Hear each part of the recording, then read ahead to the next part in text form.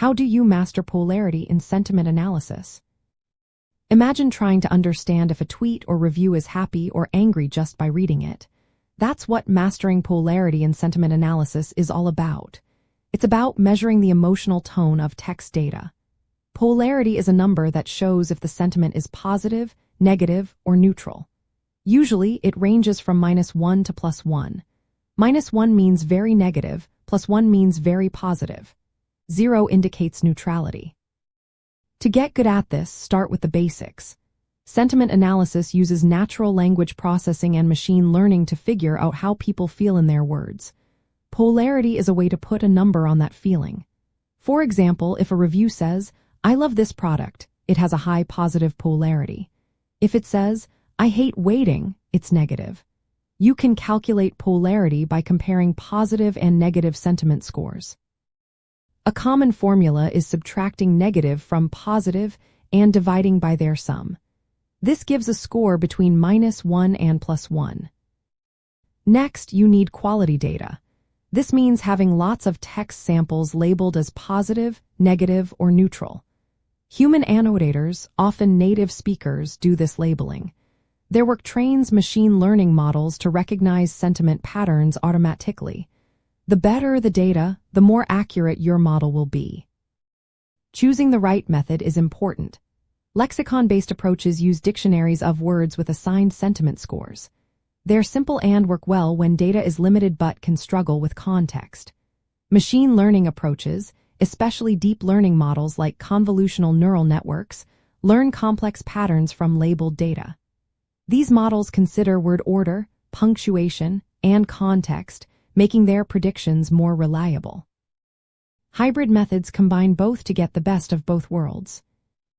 Understanding context is key. Words can change meaning depending on how they're used. For example, sarcasm or negation can flip the sentiment. Advanced models, including large language models like ChatGPT, analyze the entire sentence or paragraph to grasp tone and intent. They interpret emojis too, which often carry strong sentiment signals. Pre-processing text is another step. Removing irrelevant characters, handling emojis, and normalizing words help improve accuracy. Emojis, in particular, can strongly influence polarity. For example, a smiley face usually indicates positive sentiment, while a frowning face suggests negativity. Once the data is cleaned and models are trained, you calculate polarity scores. These scores can be assigned to sentences, paragraphs, or whole documents. Fine-tuning these scores allows for more detailed sentiment categories beyond just positive, neutral, or negative. Using polarity in real-world applications is very common. Businesses monitor customer reviews and social media posts to see how people feel about their brand. They can detect dissatisfaction early and respond quickly. Polarity helps in tracking public opinion, managing reputation, and even predicting market trends. Ethics also play a role. It's important to watch out for biases in training data that could skew results. Privacy concerns should be addressed, especially when analyzing sensitive data. Transparency about how models work and what data they use is essential to avoid misinterpretation. Modern AI tools like ChatGPT and other specialized plugins improve sentiment analysis further. They understand language nuances better and provide more accurate polarity detection.